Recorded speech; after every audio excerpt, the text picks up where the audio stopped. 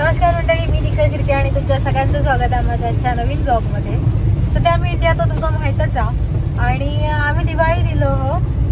ह्या पुन्हा कशाक सांगताय हय तर दिवाळीत मोस्टली थंडी असता, म्हणजे ऑक्टोबर नोव्हेंबर डिसेंबर जानेवारी वगैरे थंडी असता. आणि आम्ही आज इकडे गेलो हो. काल धनत्रयोदशी होती, तर कालपर्यंत तर आमचे दिवस व्यवस्थित गेलेत. असं म्हणण्याचं काय कारण हा तर कालपर्यंत पाऊस नव्हतो आणि आज भरपूर पाऊस हा. साधारण एक 4-4:30 वाजल्यापासून पावसाक सुरुवात झाली हा आणि खूप पाऊस पडता हा, घडघडता वगैरे. आता बाहेर पडताना जस्ट गाडीत बसता बसता घडघडाट चालू झाला. नरकासूर कॉम्पिटिशन वगैरे असतली हा आमच्या इकडे सुद्धा असता, म्हणजे रातच्या घराच्या इकडे नरकासूर कॉम्पिटिशन असता. तर असं वाटतं ही सिच्युएशन बघून पावसाची की खरंच ते का बुडवणारूची वेळ येतली या. कारण जाळण्यासाठी ते का उभ्या करताना सुद्धा तो भिजान जातोला, एवढं पाऊस पडता. पण थोड्या वेळाचा पाऊस बंद झालो तर चांगली गोष्ट, तर लोक कदाचित आजचा दिवस एन्जॉय करतील. मागच्या वर्षी मी होते तेव्हा तिकडे डान्स कॉम्पिटिशन वगैरे होती, तर आज तर नरकासूर कॉम्पिटिशन हा एवढा माहीत आहे. आणि आता आम्ही म्हापशात जातो हो, त्यामुळे त्या पावसातनच जातो. नाही तुम्ही आता पावसा पाण्याचे बाहेर काय पडला तर म्हापशात थोडासा काम हा त्या करण्यासाठी जातो. आणि तर या सगळं असं हा की पाऊस खूप पण काही गोष्टी हव्यात आणि त्यासाठी बाहेर पडण्याचे ऑप्शन नव्हतं. आणि इतक्या पाणी रस्त्यांवर साठला हा की हे जे काही हायवे केला नियत त्याचो काही फायदो नाही हा. 0 रिझल्ट आहे त्याचो. बिकॉज मध्ये मध्ये एवढे खड्डे झाले आहेत की हायवे असून सुद्धा खड्डे मिळत तसे नाही. मध्येच थोडेसे खाली रस्ते बसले आहेत, त्यामुळे पाणी खूप झालेला हा. सो पाऊस पडता हा इकडे.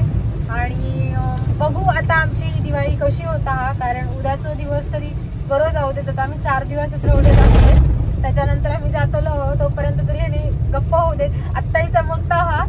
पेडण्यातून पुढे आय थिंक इकडे पाऊस कमी पडलो हा, रादर आत्ता जस्ट बारीक बारीक पडता. कारण असं वाटतं हा बिकॉज आमच्या इकडे तर धोधो पडलो हा. आणि तोरशात वगैरे तिकडे म्हणजे आमच्या घराचा जो एरिया तिकडे तर लिटरली पाणी साठला. आणि इकडे पेडण्यात पुढे जो चढावा, पेडण्यातलो जो नैबाग एरिया जो मेन हायवे म्हापशात वगैरे जाण्यासाठी पेडणा फिरून न जाता तिकडे ह्या सगळ्या सुक्या हा. बऱ्याच झाला मी आधीच व्हिडिओ स्टार्ट केलाय, कारण माझा स्वतः की नाही नंतर दाखवते आम्ही उतरतो वगैरे तेव्हा किती पाऊस येतो. पण इकडे पुढे पाऊस नाही हा, पण आमच्या इकडे पाऊस पडता हा. तर पाऊस थांबात तर बरा होईल. आय थिंक खूप बोलतोय आहे आता तुम्ही म्हापशात तुमका खूप सारं दाखवचा. काल आमची सावंतवाडीची शॉपिंग पण तुमका फारशी दाखवूक मिळाक नाही, कारण लेट झालेलो आमका पुन्हा लवकर घराकडे येऊचा होता. तर आता बघू मी तुमका म्हापशातला दाखवीन, कारण सावंतवाडी किंवा कुठे आहे मला मी तुमका कधीही दाखवू शकते. ह्यो जो नवीन केलेलो रस्तो हा जो बंद झाला, कारण दोन्ही साईडने हायवेवर माती कोसळली आहे. त्यामुळे जुन्या रोडनेच, म्हणजे जो डायरेक्ट रोड हा पेडणा फिरून न जाता त्या रोडनेच आम्ही गेलो. आता आम्ही ऑलमोस्ट म्हापशात पोहोचलो आणि पावसामुळे ह्यो इकडे नरकासुरा ते का झाकून ठेवलेला एका आता व्यवस्थित ओपन केला हा. आणि मी पहिलं नरकासूर बघितलं. आमच्या गावातलं नरकासूर तर मी बघितलंच आहे, पण मी आता इकडे गेल्यापासून दुसरं नरकासूर बघितलंय आहे. आणि ट्रॅफिकला तर काय तोडच नाही. ट्रॅफिक ह्यो शब्द कधी जाऊच शकणार नाही असं आय थिंक वाटतं. सिग्नल रेड असून सुद्धा लोक जातात आणि ही खूप चांगली गोष्ट आहे. लोक अशीच जर रूल तोडत राहिली ना तर कदाचित टॉप 1ला नक्की जातलो आणि खूप लवकरच जातलो हा.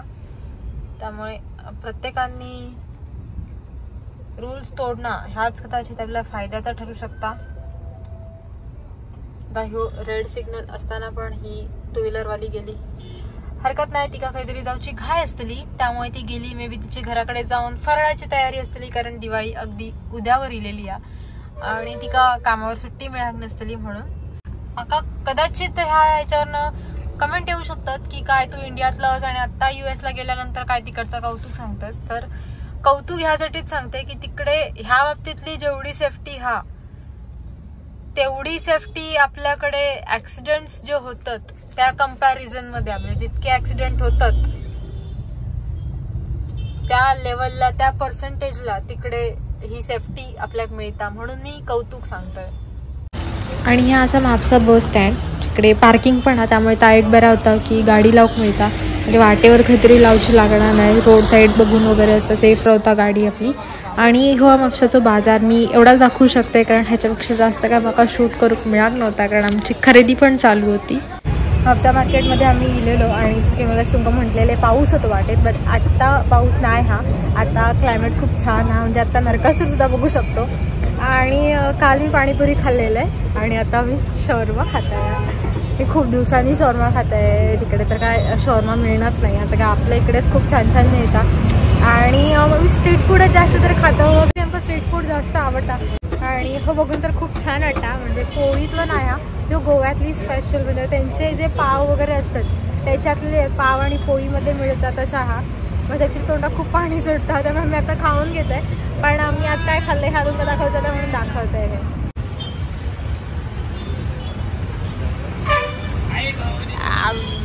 तर मी आता तुम्हाला सांगितलं की मी शॉर्मा खाते आहे. आणि ह्या शॉर्माचा शॉप अगदीच म्हापसा बस स्टँडचा जा पार्किंग आहे त्याच्या अपोजिट साईडला हा.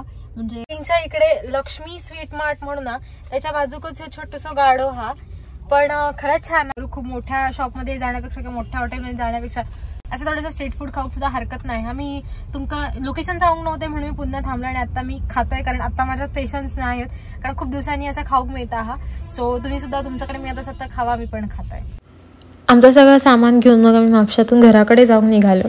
तर वाटेत हे म्हापशात ॲक्च्युली इकडे खूप सारे मोठमोठे DJ लावून वगैरे मोठमोठे नरकासूरसुद्धा होते. आणि ते बघून आम्ही मग घराकडचे नरकासूर आणि बघू गेलो. तर तिकडे सगळ्यात आधी कंदीलचा कॉम्पिटिशन चालू होता, जा की आम्ही जाण्याआधी ऑलरेडी झालेला. आणि पावसामुळे म्हणजे मध्ये पाऊस येलो त्यामुळे हे सगळे कंदील काढलेले, त्यामुळे तिकडचं तो कार्यक्रम सगळं आटपलेलं होतं. म्हणजे विनर वगैरे डिक्लेअर झालेलं होतं. पण हे फोटो नंतर मी माझ्या धीराकडनं घेतलेले, त्यांनी मला फोटो दिला म्हणून मी तुमका सुद्धा दाखवू शकते. सो ह्या सगळा असा होता, ह्यांच्याकडे असे कॉम्पिटिशन्स असतात कंदिलांचे वगैरे, आणि त्यासाठी वर्षभर सगळे स्पर्धक मेहनत घेत असतात. आणि हा त्याचं उत्तम उदाहरण आहे, कारण प्रत्येकाने काही ना काही वेगवेगळी क्रिएटिव्हिटी करून कंदील केलेले होते. अर्थात मी हे प्रत्यक्षात नाही बघू काय, त्यामुळे मी तुमका एक्झॅक्ट ह्याच्याबद्दल काहीच सांगू शकणे नाही, पण हे फोटोज बघून समाधान मानू शकतो. आणि त्यानंतर मग नरकासूर इले, पण नरकासूरांका खूप लेट झालेलो.